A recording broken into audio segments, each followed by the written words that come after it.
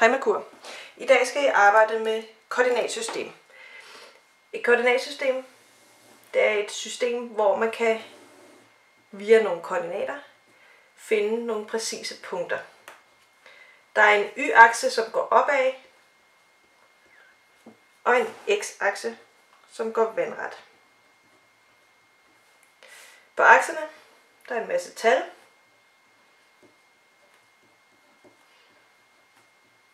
Op til uendeligt. Og det er der også på y-aksen her.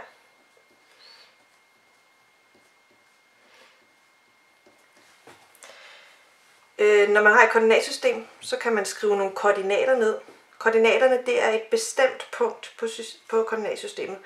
Det kunne fx være 5,4.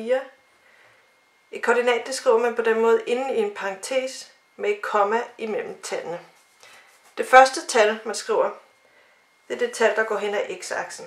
Det er 5. Så det er 1, 2, 3, 4, 5. Det starter her. Det andet tal, det er så den, der går opad af y-aksen.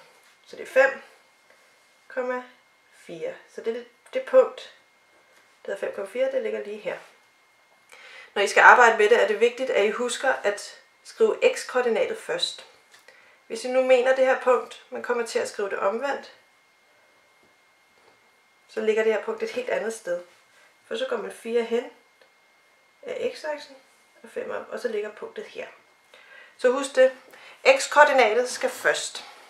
Den måde I skal arbejde på det, eller med det i dag, det er ved at lave en koordinatjagt ude på græsplænen. I skal hver især lave indhegne et område ude på græsplænen. Det gør I ved at finde nogle pinde. 4 pinde. Og så noget snor.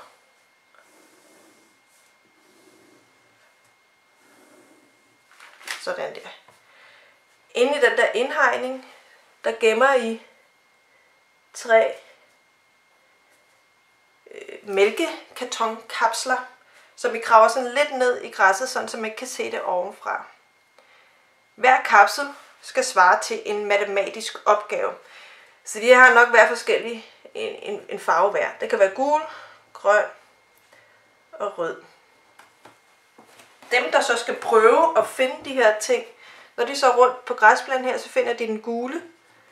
Så den gule, der svarer så til en opgave, en matematisk opgave, som I finder på. Husk, at den skal ikke være for svær, men den skal heller ikke være for nemt. I skal selv kunne regne den ud også. Så 3 forskellige farver, og hver farve svarer til en matematisk opgave, som I finder på. Godt. Den måde, I så laver det som et koordinatsystem, det er ved, at I laver et kort. Hvis I må selv vælge, jeg tager lige det her igen, om siderne er lige lange her, eller om den ene side måske er lidt længere end den anden side. Det bestemmer I selv. Så kunne det være, at kortet så sådan her ud. Det er et koordinatsystem. Jeg bestemmer mig for, at banen ude på græsplænen, den skal være 10 meter lang og 5 meter høj.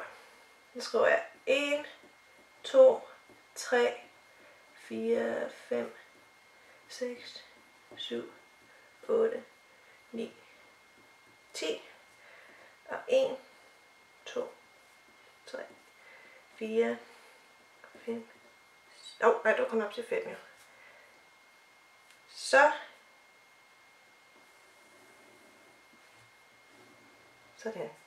Det er så kortet.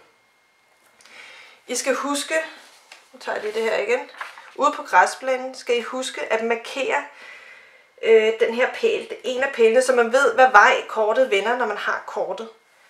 Så marker den her pæl, den svarer så til 0 i koordinatsystemet. Koordinatet 0,0. Det er det her. Ja. Ved siden af, altså det her det er det kort, som jeres klassekammerater får. Så skriver I de 3 koordinater, hvor I har gemt de der mælkekartoner. Jeg ved ikke, hvor jeg har gemt, så jeg skriver lige et eller andet. 3, 1,3, 7,2 og 10,4. 4. Ja. I må ikke tegne inde, hvor punktet er.